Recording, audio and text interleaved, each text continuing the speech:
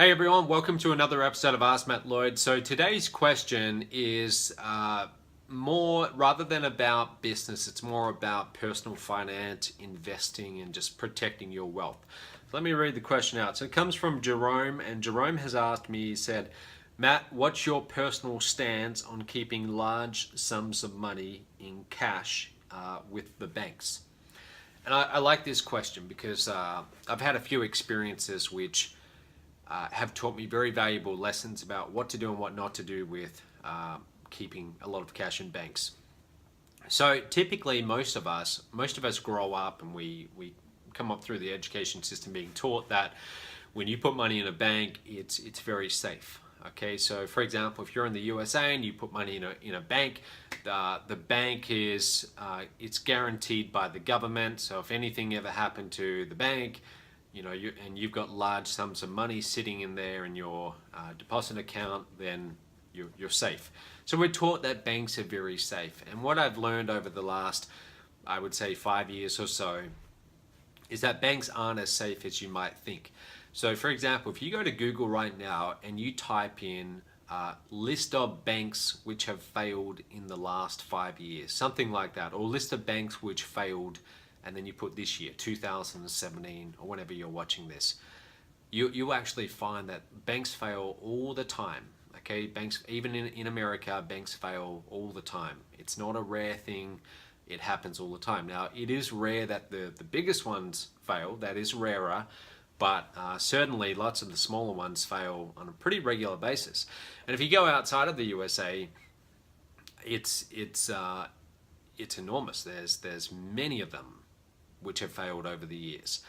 I remember in 2013 I was in Fiji doing our very first Platinum Mastermind, and shortly before that Platinum Mastermind, something had happened in Cyprus. Okay, so in Cyprus, they had actually taken anyone who had more than 100,000 euro sitting in a Cyprus bank account. They basically gave them a haircut where I think they took like 30% of that money, and they somehow converted it into stock in the bank. And they could do that because that was all in the fine print. When people deposited money there, they had the ability to do that. So I don't know whether it was 30%, but it was something like that. But basically, anyone who had large sums of cash sitting there, they got a very bad surprise. And I remember, because I knew people had told me, they probably shouldn't have told me, but a few people had told me that they did have some money there and they weren't too happy about it because they had suddenly this money of theirs just taken overnight. And so I remember researching that and learning about it was a really big deal, and a lot of money was basically just confiscated there.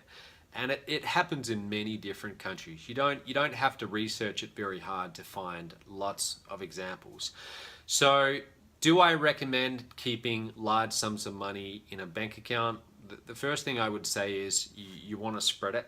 Okay, if we're talking about $5,000 or $10,000, don't even worry about it at that point. But if we're talking about large sums where you're starting to take more money out of your business is doing very well, you might have $100,000 in this bank account, now you've got another $100,000 coming in, so you've got to decide, do I put it all in the one bank account, or do I start to get more bank accounts? My advice is get more bank accounts. You want to be dealing with multiple banks, okay, multiple banks. And that's the first step. The second step is, after multiple banks in your jurisdiction, go to multiple banks outside of your jurisdiction, so overseas.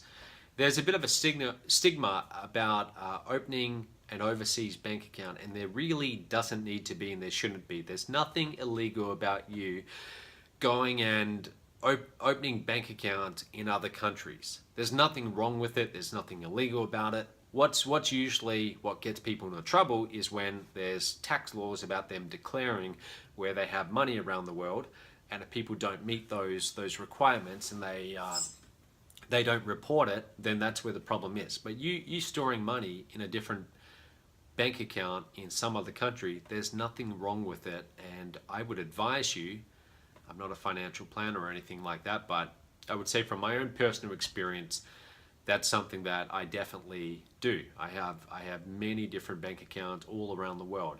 And the first time I started doing this, getting multiple bank accounts, I wasn't doing it for that reason.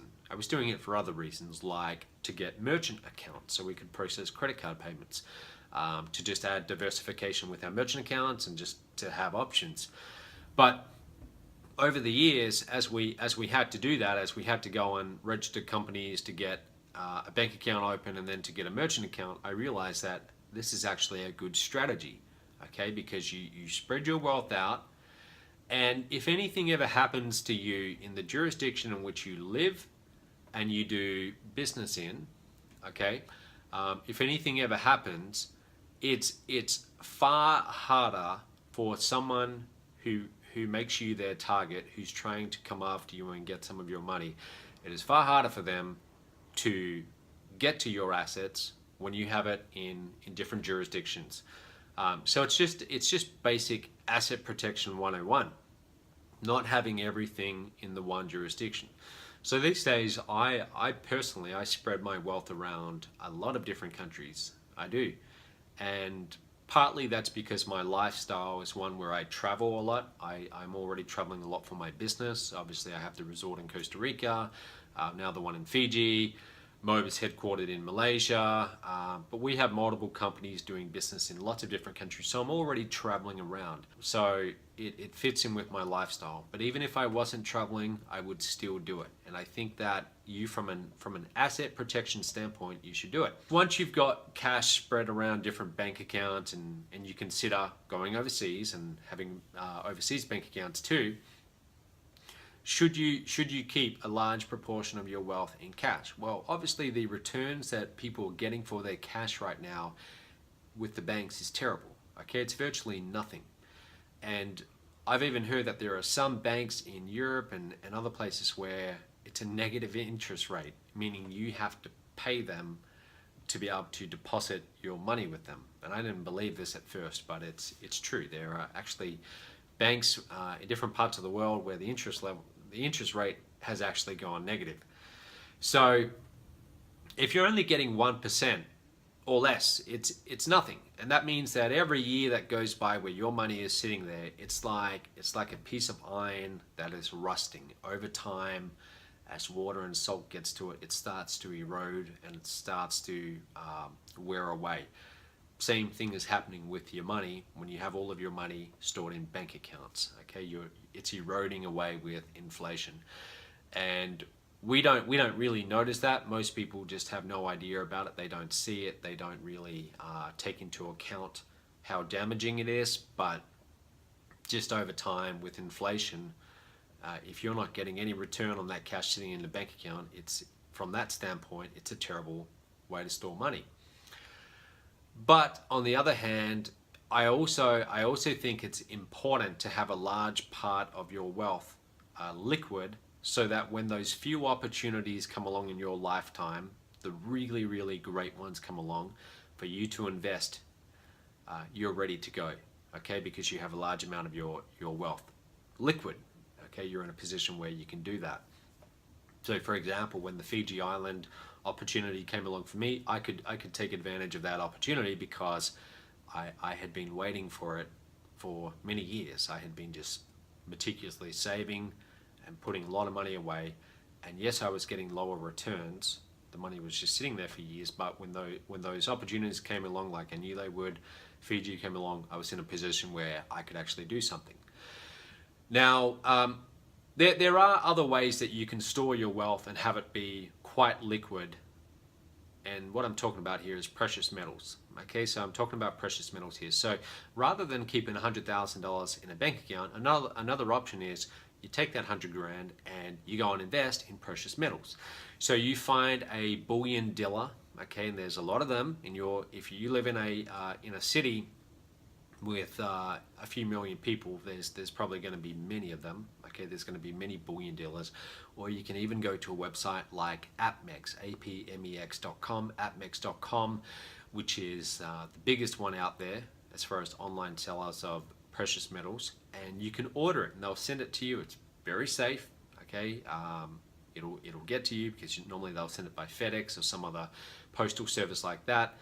And if we're talking about gold bullion here, where you're buying things like the 1 ounce coins, which they're usually about that big, and obviously they weigh 1 ounce. You've got American eagles, you've got Australian kangaroos, you've got Canadian maple leafs, you've got the Krugerrands from South Africa. So you've got all the main ones. And if you don't know what any of those are, just go to Google and type in list of most popular gold bullion coins and you'll find them. Okay, it won't take you too long to learn the basics of gold bullion.